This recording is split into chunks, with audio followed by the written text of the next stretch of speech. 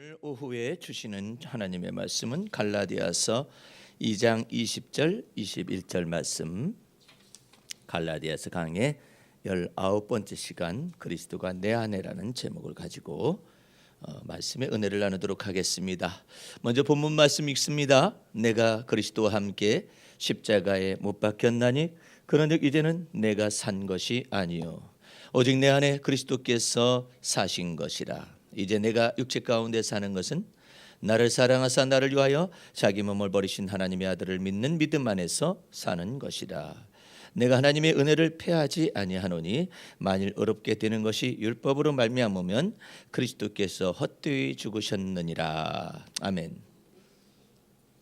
사도 바울은 고린도전서 3장 말씀에 이런 내용을 얘기합니다. 여러분과 나의 믿음의 반석이시고 구원의 반석이 되신 그리스도께서 여러분의 반석이 되어 주시는데 그 위에다가 집을 세울 때 세우는 자가 조심하라, 이런 내용을 말씀을 합니다. 어떤 이는 금과 은으로서 집을 세우고 보석으로서 집을 세우는가 하면, 어떤 사람은 나무와 풀과 짚으로 세우는데 나중에 하나님이 공력을 시험할 때가 나타나는데 불로써 시험하겠다, 그런 내용이 나와 있습니다. 그래서 어떤 사람은 불탄 것 가운데서 겨우 구원을 얻는 듯한 그런 구원을 받는 것이고, 어떤 사람은 넉넉한 구원을 받게 되는 것이다, 그런 말을 합니다.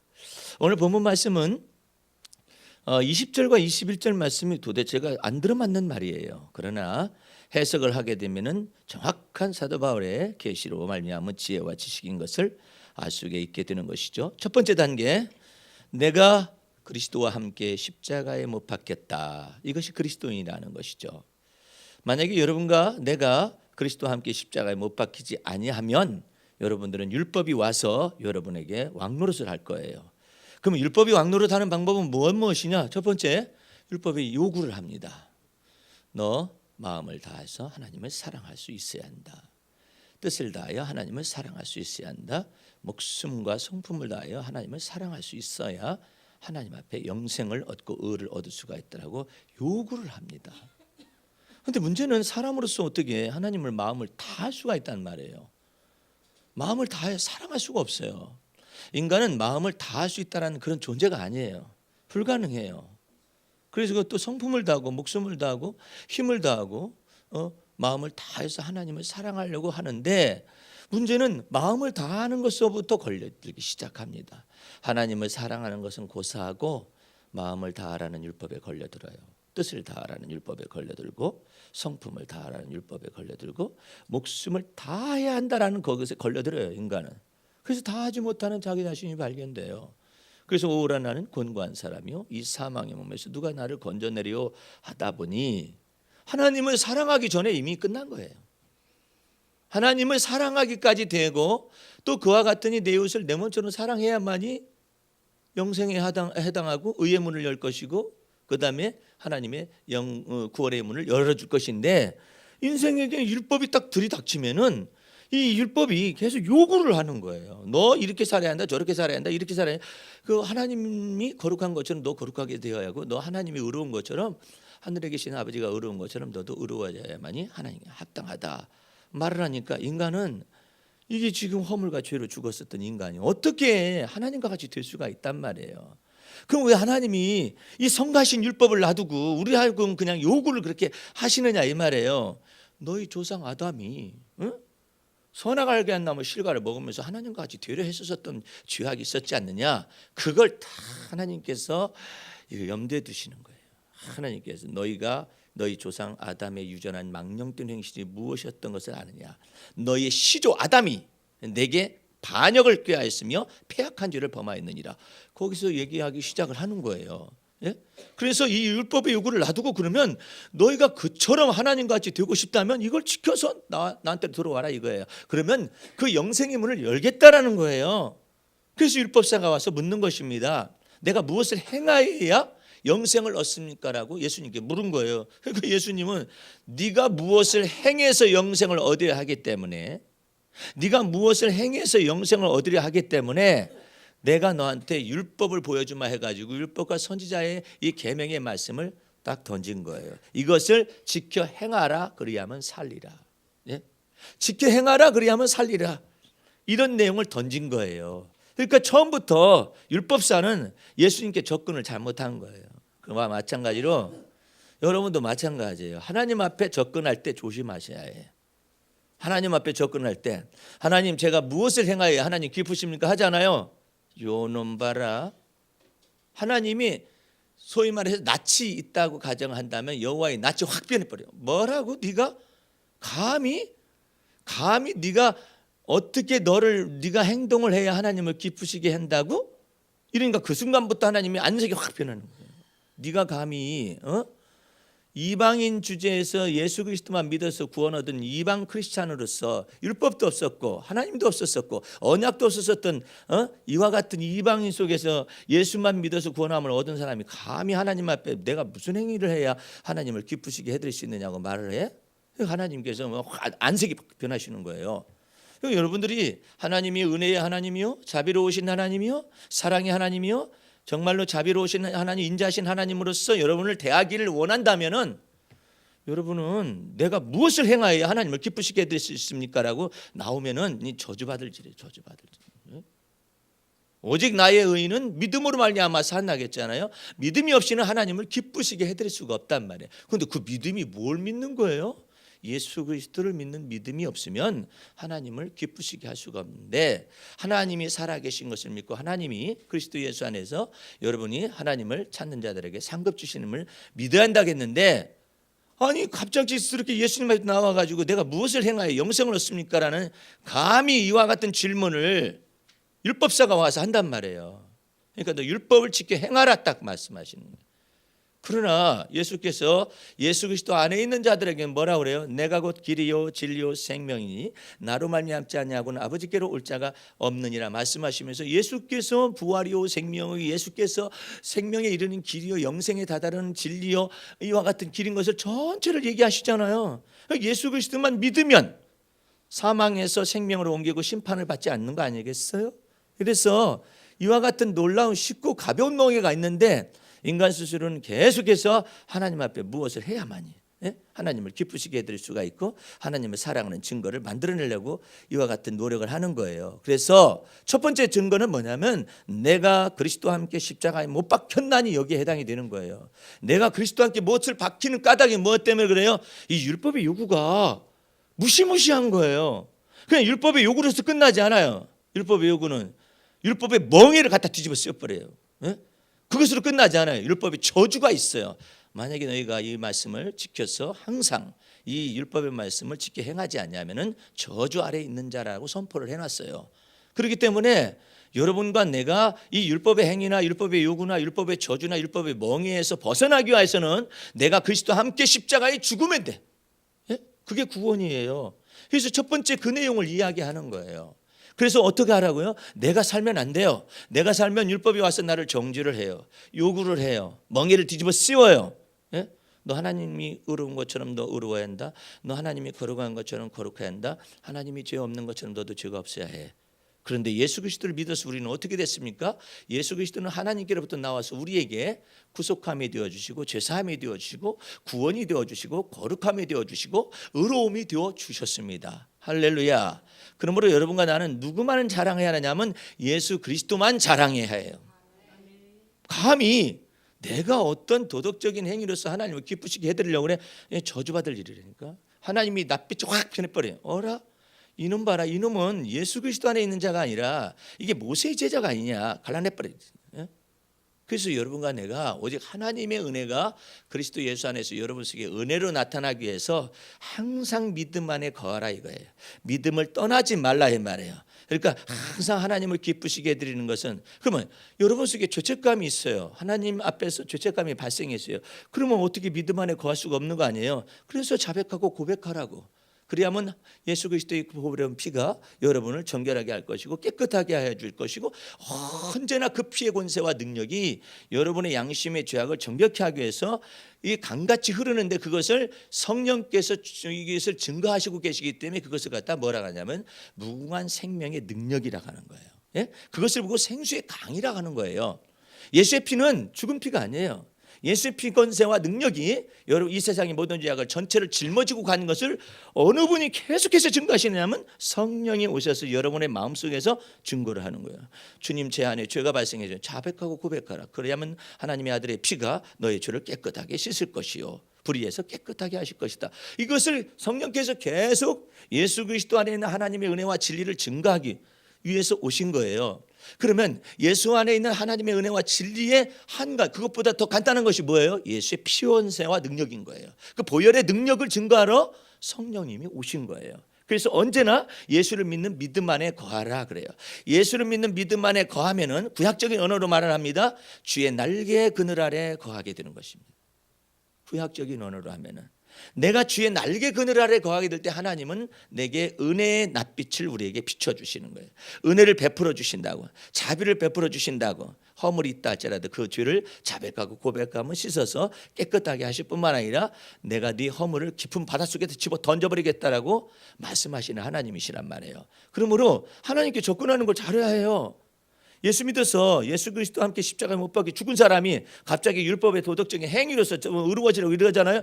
이놈 봐라, 이거 봐라. 네가 예수 그리스도와 함께 십자가에 못 박혀 죽어서 의롭담도 얻고 죄사함도 받고 구원함도 얻은 사람이 갑자기 또 모세의 길로 또 가냐? 이것 때문에 이게 문제가 되는 거라. 그래서 여러분과 내가 항상 하나님의 은혜에 붙어 있으라 말을 하고 예수 그리스도를 믿는 믿음 안에 붙어 있으라고 말하는 까닭이 같은 내용인데 안과 바깥의 말이에요. 그런데 그 말이에요. 그런데 갑자기 내가 하나님의 말씀을 자꾸 행하려 하는 거예요. 내가 하나님의 말씀을 지키려 하는 거예요. 내가 하나님의 뜻대로 살아야 한다라고 자기에게 강박관념처럼 몰아넣고 있단 말이야. 그걸 누가 몰아넣겠느냐 이 말이에요. 말씀을 잘못했을까요? 예? 믿음의 말씀을 전파하고 믿음의 말씀을 듣게 하면은 자유가 얻어져요. 근데 이 믿음의 말씀을 증거하는 게 아니라 여러분 예수 믿고 구원함을 얻었다면, 하나님의 은혜로 구원함을 얻었다면 이제 여러분 말씀대로 사시기 바랍니다 하니까 이제 내가 살아야 한다는 줄 알아요. 내가 말씀을 지켜서 살아야 한다고 생각하는 거야.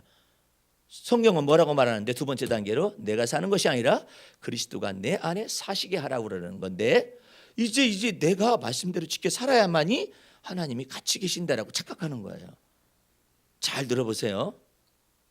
내가 예수 믿으면 하나님이 나와 더불어 함께 계신다라는 것이 아니라 내가 말씀대로 살면은 하나님이 나와 함께 계시거나 주님이 나와 함께 계신다라고 착각을 한다 이 말이에요.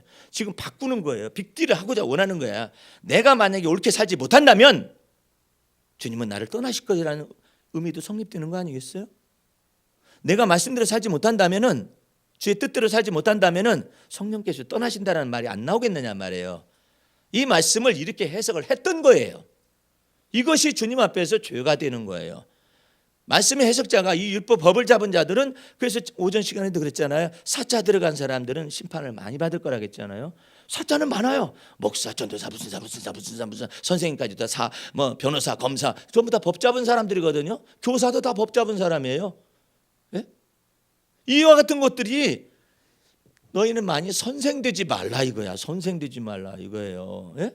너희의 선생은 너희 지도자는 그리스도 한 분밖에 없다 이렇게 말씀하시는 거예요. 그래서 여러분들은 성령께서 오신 목적이 뭐예요? 내 안에 오셔서 내가 율법의 행위라든지 아니면 도덕적으로 내가 완성해가지고 하나님을 기쁘시게 해드리는 이 생각들을 전부 다 포기하라는 거야. 그러지 말고 오직 예수 그리스도를 믿는 믿음만에 거하거라. 그래서 하나님을 기쁘시게 하라 이 말이에요. 그러면 하나님이 은혜의 문을 여시고 의의 문을 여시겠다라는 거예요. 그러니까 이와 같은 복음의 기초 속에 딱 서 있어야 하는데 예수 믿고 구원 얻고 난 다음에 그 감격 속에서 살아가라 하면 좋은데 이상스럽게 가르침이 이상하게 나가는 거예요. 여러분들 예수 믿고 구원 얻었다면, 은혜 받았다면, 하나님의 은혜를 값없이 받았다면, 예수 피의 권세와 능력으로 값없이 은혜를 받았다면 거기까지는 말씀을 잘 전한다니까요. 거기까지는 구원파도 전해요. 이단인. 그 다음에 어떻게 되느냐? 구원파는 아예 죄져도 상관없다라고 나가는 것이고 왜? 회개는 한 번이니까 회개할 필요가 없다라는 거예요.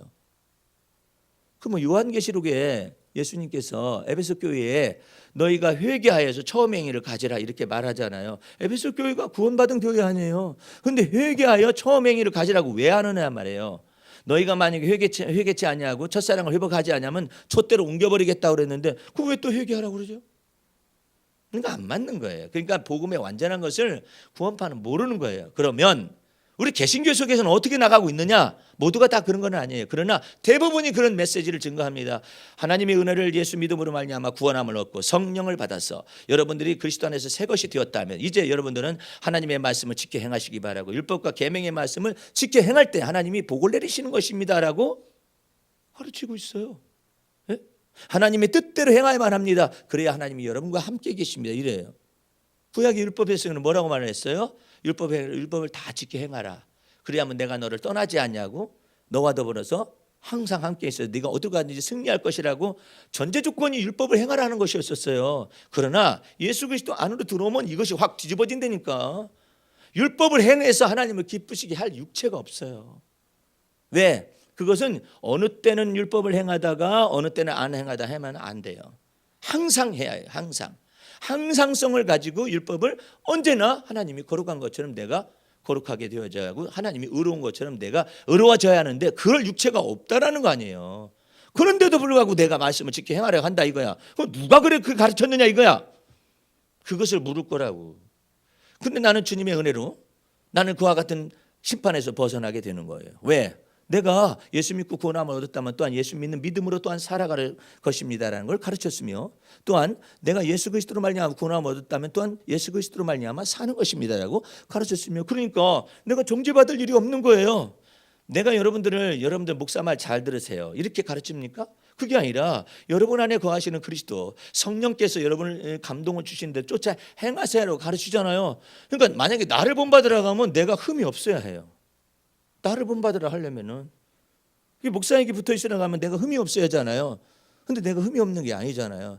나는 여러분들 보고 나를 본받으라고 하는 것이 아니라 내가 그리스도를 믿는 믿음 안에서 있는 그 믿음을 본받으라고 말을 할 수는 있겠죠. 그렇죠? 믿음만 본받으라고. 근데 믿음만 본받아야 하는데 목사의 행실 전체를 다 옳다라고 생각을 하게 되면은 목사는 부담을 느끼게 되고 부담 느끼는 목사는 그렇게 행동하지 못하는 것 때문에 속으로 골마 터집니다. 성도들은 나를 이렇게 볼 땐 내가 완벽해야 하는데 완벽하지 못해서 죄책감을 갖게 될 거예요. 그것 때문에 오히려 여러 가지 기이한 현상들이 발생하게 될 겁니다. 그렇기 때문에 어제나 오늘이나 영원토록 동일하신 분은 그리스도 예수 한 분밖에 없으신데 왜 사람을 본받으라고 말을 하느냐 말이에요. 사도 바울이 내가 그리스도를 본받는 것처럼 너희는 나를 본받으라 했어요. 그게 뭐 바울을 본받으라 하는 거예요? 바울의 무엇을 본받으라 한 거냐면 바울이 그리스도를 본받는 그 본받음을 본받으라는 뜻이에요. 어느 때마다 일마다 하나님이 함께 계심을 믿는 바울의 믿음을 본받으라는 것이고 때마다 일마다 하나님께서 성령께서 우리에게 지혜 주실 걸 믿는 그 믿음을 본받으라는 것이고 바울을 본받으라는 내용은 아니잖아요. 그래서 이 말씀이 두 번째 단계 속에서 그리스도가 이제는 내 안에 사시는 거예요. 사시는데 구체적으로 어떻게 살아라는 거예요? 20절 말씀 후반부를 보시기 바랍니다. 내가 육체 가운데 사는 것은 나를 사랑하사 나를 위하여 자기 몸을 버리신 하나님의 아들을 믿는 믿음 안에서 사는 것이다. 믿음으로 살아야만이 하나님을 기쁘시게 될 수가 있어요. 너는 어찌 여기 들어왔느냐 하나님이 물을 때 나는 그리스도 예수의 옷을 입었습니다 라고 말을 할 수 있어야 한다고요. 예, 제가요 하나님 앞에서 얼마나 많은 의로운 행실을 했고 또한 하나님 보시기에 선한 일을 많이 했는지 모릅니다. 하나님 다 기억하실 거 아닙니까? 이러잖아요. 그러면 너 뒤로 떼먹은 거 있더라? 너 계산 제대로 못했던데 너 행정적으로 사회복지법인 속에서 정부에서 도와주는 것에서 네가 1점이라도 그 정부의 감사를 피할 수 있을지는 몰라도 네가 나를 피하지는 못하지. 어떻게 하려고 그래요? 감히 하나님 앞에서 내가 의로운 행실로 무엇을 어쩌고 저쩌고 그렇게 말을 해요? 예? 그럴 수가 없다라는 거예요. 예? 오직 예수 그리스도를 믿는 믿음 안에서 살아가면은 하나님께서 우리를 정죄하지 아니하고 심판하지 아니하해요. 예? 그러니까 주님께서 그 다음에는 말씀하시는 거예요. 그리스도가 내 안에 살게 하시는 방법은 구체적으로 무엇입니까? 물을 수가 있잖아요. 도대체 그리스도가 내 안에 사시는 방법이 무엇입니까? 선악간의 판단 하나님께 있음을 믿고 너 판단하지 말아라. 주님 사랑이 무엇인가요? 사랑을 가르쳐주지. 네가 판단하지 말고 선악간의 판단 하나님께 맡겨라. 내가 너를 정죄하지 않은 것처럼 너도 가서 정죄하지 말고 내가 너를 판단하지 않은 것처럼 너도 가서 판단하지 말고. 그러면 저는 억울해서 어떻게 하라고요? 그래서 선악간의 판단은 하나님이 하실 것을 믿어야 한다. 그럼 보복하는 건 어떡하고요? 보복하는 것도 하나님이 하실 걸 믿어야 한다. 그럼 저는 뭐 할까요? 너는 원수가 줄이거든 먹이오고. 어떻게 그게 가능합니까? 판단을 네가 하지 않으면 가능해. 문제는 네게 악감정이 발생하고 보복감정이 발생하는 까닭은, 원통한 마음이 발생하는 까닭은 네가 그 사건이 발생했을 때 네가 판단한 거야. 네가 판단해서 원통한 마음이 생긴 거라고. 만약에 그 순간에 이 모든 판단하실 분은 하나님이십니다라고 맡기면서 보복하는 것도 하나님께 맡겼다면 네가 원통하고 억울한 감정이 안 생겼을 텐데, 네가 판단해서 네가 네 운명을 스스로 짊어진 거야. 할 말이 없는 거예요. 그래서 예수 그리스도를 믿는 믿음 안에서 살아간다라는 것은 구체적인 것입니다. 그 구체적인 길을 내가 그리스도 안에서 작년에 발견한 거예요. 그 구체적인 길이 뭐냐면 뭘 믿느냐 이 말이에요. 선악간에 판단하실 분은 하나님이심을 믿어야 한대. 그리스도 예수 안에서. 저 사람 내가 판단하고 싶어요. 그러면 내가 걸린다니까. 저 사람은 웃어요. 근데 나는 걸려서 웃음이 안 나와요. 신경질이 나요. 웃을 때마다 신경이 나. 저 사람은 왜 저렇게 지가 못나 터진 것도 모르고 저렇게 웃고 저럴까? 그 사람은 못나 터졌기 때문에 웃고 있는 거야. 나는 너무 똑똑해서 못 웃고. 저 사람한테 걸려가지고 그래요. 아이고 저것만 없으면 참 내가 평안할 텐데, 저것이 없어서 평안하다 하는데 주님은 그런다니까. 네가 남의 눈에 티를 뽑고자 하느냐? 네 눈 속에 들보부터 빼라. 그 들보가 뭡니까 하면 들보가 뭔지를 또 몰라요. 들보가 뭐냐면 여러분 눈 속에 수술을 해가지고 뭘 빼내는 게 아니에요. 선악간의 내 판단이에요. 내 생각과 내 기준으로 판단하는 그 자체를 보고 들보라고 하는 거예요. 그런데 이것을 모르고 계속해서 들보를 어디 가서 찾아야 할까 노력을 하고 앉아 있는데, 어디 가서 찾기는 어디가 찾아. 예? 그래서 그리스도가 내 안에 사시게 한다는 구체적인 의미가 무엇인가를 이것만 가르쳐 줬더니 참 놀라운 일이 벌어졌어요. 아니 세상에 10년 동안 이 메시지를 들은 사람은 자유를 못 얻어가지고 있는데 왜 적용을 안 해가지고, 이제 들어온 제자훈련반에 어떤 사람은요, 나한테 이 메시지를 들었어요. 목사님 믿음이 무엇입니까? 라는 것을 선악간의 판단을 하나님이 하실 걸 믿는 것이다. 그리스도가 오셨기 때문에. 근데 이걸 가르쳐가지고 적용해보라 했더니 세상에 그날 가가지고 다 풀었어. 자기 마음속에서.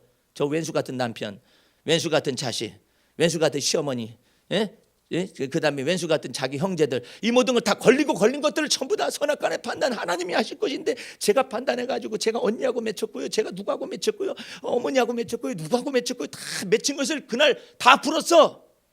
판단은 주님께서 하실 것을 내가 판단해서 나만 괴로움이 이렇게 많았습니다. 그것을 발견하고 나면 적용하고 나니까 다 풀렸어요.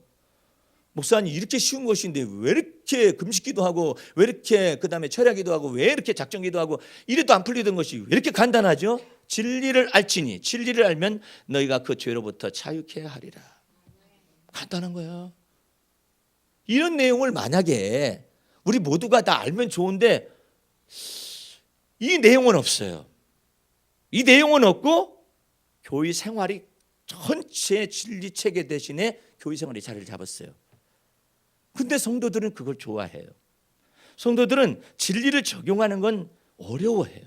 사실은 쉬운 것인데, 근데 무엇은 쉬워하느냐면은 교회 생활을 이렇게 헌신하고 어떠거나 이렇게 하면은 손에 잡히잖아요.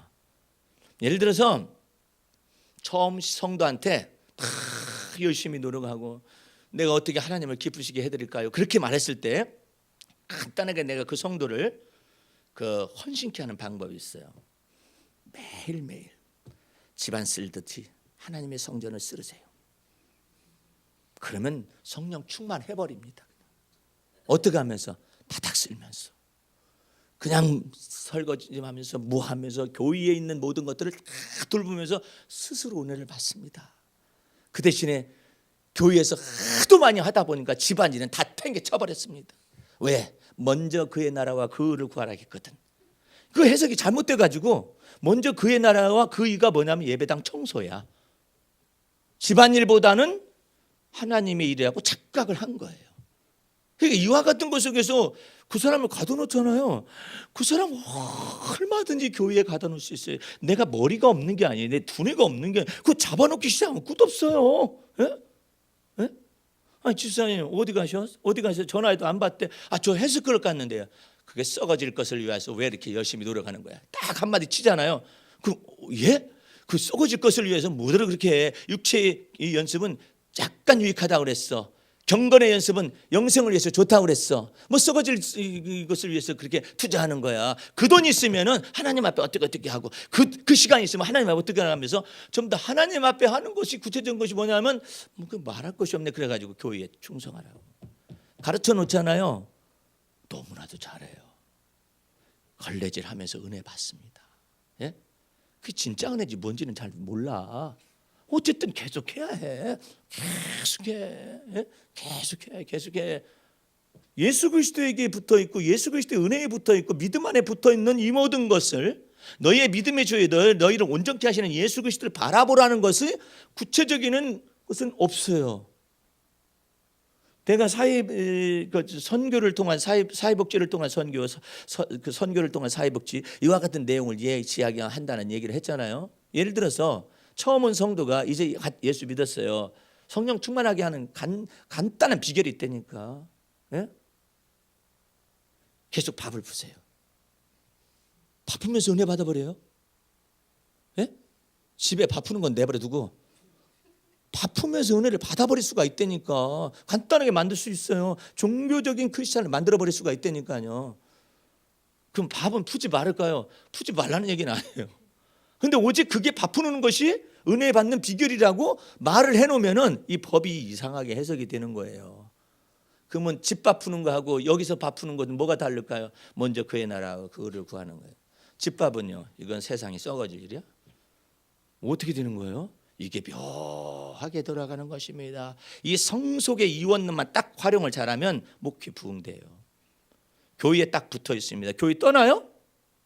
교회 떠나는 인간이 인간이냐? 이렇게 나가기 시작하면 교회 못 떠나요. 그럼 어떤 교회냐? 그 교회 떠나면 안 된다. 그럼 이게 문제가 커지는 거라. 이 교회 떠나면 안 된다고. 그러니까 그리스도의 말씀에 붙어 있고 그리스도의 은혜에 붙어 있고 그리스도의 진리에 붙어 있는 내용들은 살짝 법 잡은 자가 말씀을 쥐고 있는 자가 살짝 바꾸면 돼요. 모두 변경을 하면 돼요. 모두 변경을 하는 순간에 하나님은 아셔요. 너 그때 원래는 이렇게 전했어야 했는데 너 그때 네 편의대로 이렇게 딱 변경을 시켰지. 그거 하나님이 아셔요. 그래서 선생되지 말라고 하는 거예요. 선생된 자가 심판을 많이 받을 줄 알라고 말하는 거예요. 예? 근데 사도 바울이 정확하게 이처럼 말을 하는 거예요. 예? 모든 부흥되어져 있는 모든 사람들, 초대교회에 있는 사람들한테 전부 다 사도 바울이나 바나바가 돌아다니면서 하는 얘기가 두 가지가 있었어요. 예수를 믿는 믿음 안에 붙어 있어라. 하나님의 은혜에 붙어 있어라. 이랬어요. 다른 얘기를 아니에요. 주 예수 그리스도께서 메시아임을 증거하면서 그 예수 그리스도에게 붙어 있어라. 그 은혜에 붙어 있어라. 이렇게 표현을 했거든요. 근데 요즘은요, 은혜에 붙어 있으라는 말 자체가 이해가 안 되는 시대예요. 믿음을 가지라는 말 자체가 이해가 안 되는 시대예요. 어떻게 하면 되느냐면 열심히 예배당 청소하라 하면은 그때 사명 마음을 다하고 목숨을 다하고 뜻을 다하여 합니다. 집안에 그냥 뭐 더러워져 있더라도 어쨌든 먼저 하나님이 나를 구하라고 해가지고 여기 것은 먼저 합니다. 예. 교회밥은 마시고 집에 밥은 맛이 없대 또. 이게 성과 속의 일원으로 확 바꿔버리면은 성도들 잡는 거 쉽습니다. 아니 그걸 몰라서 그런 게 아니에요. 아는데 심판이 두렵지 않나요? 내가 심판이 두렵지 않느냐 이 말이에요. 근데 많은 성도들이 그게 정석인 줄로 생각하고 있어요. 예? 내가 이런 얘기 해줬었잖아요. 여러분들은 듣지 못했었을 거예요. 아는 목사님이 이 닭을 키워요. 산에다 닭을 키워요. 닭을 키우는데 가만히 보니까 진리가 있더래요. 그 진리가 뭐냐면은 예를 들어서 암탉이요. 새끼 병아리를 다 가지고 있을 때 매가 날아다녀요. 매가 날아다니는 순간에 목소리가 달라요. 이렇게 하면은 경고음 소리가 들리면은 병아리들이 일시에 딱 여기로 딱 들어오는 거예요. 닭의 날개 그늘아래 들어오는 것이죠. 그때 깨달았다는 거야. 성도는 목사 떠나면 죽고 교회 떠나면 죽는다. 그래서 그게 무슨 말이야? 왜 그 속에서 비유가 왜 목사나 교회를 떠나면 죽는다는 것으로 가느냐 말이야. 주 예수 그리스도를 믿는 믿음을 떠나면 죽는다라고 말을 해야죠. 그죠? 그게 주의 날개 그늘 아래인 게 그래야잖아요. 그런데 성도들이 못 알아듣는다 이거야. 못 알아듣기 때문에 목사와 교회를 떠나면 죽는다라고 말을 하는 거예요. 그 교회를 떠나면 죽는다라는 말이 어디서 나온 말인 줄 아세요? 로마 카톨릭 교회를 떠나면 죽는다라는 거예요. 그 사람들이 그걸 주장을 했어요. 예? 무엇을 빼놓고 그리스도를 믿는 믿음을 삭제를 시키고 하나님의 은혜를 삭제를 시켰어요. 그래서 교회 떠나면 죽는다라고 가르치는 거예요. 예? 이와 같은 것 속에서 하나님의 은혜와 진리의 말씀이 변질이 돼가지고 다른 복음으로 전달되는데 한국 교회는 그걸 좋아해요. 나도 이 방법을 써야 할 것 같아. 언젠가는 써야 해. 많은 수가 몰려들기 시작하면 서서 예배당을 성장이라 확 가르쳐버려야 해. 이게 다 속물이에요. 속물이야. 닦을 때는 기도하고 와서 닦게 해야 해요. 그래야 이것이 거룩하니, 이 강단이 거룩하니, 강단에 서 있는 목사님은 얼마나 또 거룩하게 되겠어요? 네? 그래서 목사님이 입는 옷은 뭐예요? 성의가 되는 거예요. 뭐예요 이게 지금? 네? 그러니까 이와 같은 내용들이 한국 교회 내에서는요 당연한 것으로 지금 외쳐지고 있는데 그걸 좋아해요. 근데 이 메시지를 갈라디아서 강해를 듣는 다른 사람들이 있어요. 지금 한국이나 세계에서 듣는 사람들은 정말 그 메시지가 정말 놀라운 메시지라는 거야. 메시지라고 하지 못 알아듣는 걸 어떻게 해? 네? 그래서 여러분과 내가 어제나 오늘이나 영원토록 동일하신 그리스도에게 붙어있는 것이 무엇인가, 믿음으로 사는 것이 무엇인가. 그래서 요나서를 다루기도 하고 갈라디아서를 다루게 되는 거예요. 왜 그러면서 사도 바울은 내가 하나님의 아들을 믿는 믿음 안에서 사는 것이라고 말하면서 율법의 행위를 또 꺼내느냐 말이에요. 21절에 이것 때문에 그런 거예요. 평생의 원수와 대적인 거예요. 하나님의 은혜의 대적이 자기 자신의 율법의 행위예요. 자기가 도덕적으로 의로워지려는 행실이에요. 이게 평생의 왼수되니까. 다른 많은 사람들이 이렇게 생각해요. 육신의 정욕이나 육신의 생각은 전부 다 예를 들어서 영화 보러 가는 생각, 고기만 먹고 싶은 생각, 밥만 먹고 싶은 생각, 이런 것이 육신에 속한 생각이죠. 착각을 하고 앉아 있는 거예요. 육신에 속한 생각 그게 아니에요. 자기가 하나님 앞에서 거룩해지려고 하고 자기가 의로워지려고 하고 자기 도덕적인 행위를 의존해서 하나님 앞에 어렵게 보여지려고 만들어는 이와 같은 모양내기를 하고 있는 이와 같은 생각이 육신에 속한 생각이에요. 영에 속한 생각은 뭐냐? 주를 믿는 믿음만에 거하는 거예요. 믿음으로 사는 거예요. 그리스도가 내 안에 사시게 하는 거예요. 내가 사는 것이 아니라 그리스도가 내 안에 사시게 하는 것이 곧 영에 속한 생각이거든요. 그런데 육신에 속한 생각이 해석이 잘못되니까 영에 속한 생각도 해석이 잘못돼요. 그래서 여러분들 주의 날개 그늘 아래 거한다라는 것이 무엇이냐면 주의 날개가 펼쳐지려면 반드시 예수 그리스도를 믿는 믿음 안에서 하나님께 나아갈 때 주의 날개 그늘이 여러분에게 펼쳐지는 거예요. 그렇지 않으면은 여러분들은 모세의 수건이 여러분을 확 뒤집어 엎어버려요. 평생 죄책감의 노예와 율법의 요구 속에서 죄책감의 멍에를 짊어지고 살아가기 때문에 껍데기만 남아요. 믿는 것 같은 열매가 없어요. 예.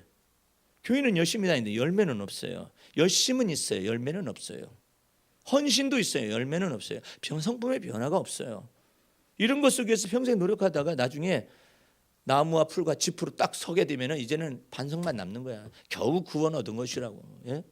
그래서 여러분들이 그러니까 오전에도 얘기했잖아요. 너희 성령께서 너에게 임하시면 너희 속에 스토니 하트, 예?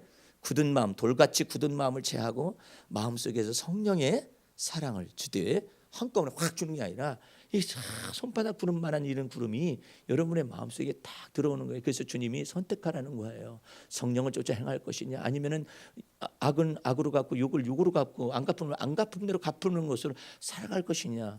여러분요, 여러분을 한번 한 주간 동안 살아보세요. 여러분 속에 모르는 사이에 굉장히 많은 안 갚음이 존재하고 있어요.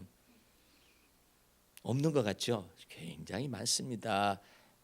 내가 갚아주지, 대갚아주지, 말로 갚아주지, 그런 안 갚음들이 속에 있어요. 예?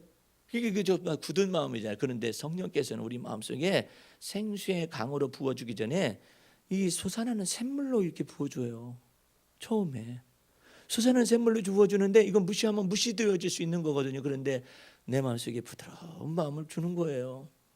저것이 저렇게 악한 행동을 해도 내 마음속에 저 사람을 바라볼 때 너무 불쌍한 거야. 그게 어찌 지 불쌍함이겠어. 성령께서 그 사람의 영혼에 대해서 불쌍히 여기는 마음이 속에 있는 거예요. 그래가지고 그 불쌍히 여기는 마음을 따라서 악을 악으로 갚지 않고 욕을 욕으로 갚지 않냐고 말로 이게 되갚아주지 않는 것과 같은 것을 성령께 순종하여서 생각과 마음을 변화시키기 시작하면 그것이 생수의 강으로 나타나주는 거예요. 오늘 여러분 한 주간 동안 지낼 때 너희들 누구든지 목마른 자는 다 내게로 와서 마시라. 나를 믿는 자들에게는 그러잖아요. 예수님이 나를 믿는 자들에게는 그러지.